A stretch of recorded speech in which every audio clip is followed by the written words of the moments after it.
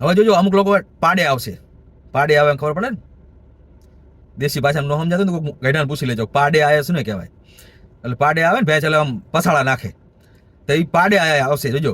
અને શું કહે છે ખબર છે, ટ્રમ્પે કીધું હવે રશિયન તેલ બંધ થઈ જાય છે, ટ્રમ્પે કીધું રશિયન તેલ બંધ થઈ જાય છે. એક સામાન્ય વસ્તુ સમજો, ટ્રમ્પે શું કીધું કે વેનેઝુએલાનું તેલ ભારત ખરીદશે. વેનેઝુએલામાં એકદમ ઘાટું તેલ ક્રૂડ ઓઇલ નીકળે છે. હવે એ ક્રૂડ ઓઇલ ને સાફ કરવાનું, એમાંથી પેટ્રોલ ડીઝલ કાઢવા માટે એ એક જ રિફાઇનરી છે ભારતમાં, અંબાણીની, અને દુનિયામાં 4-5 દેશ છે જે એને રિફાઇન કરી શકે.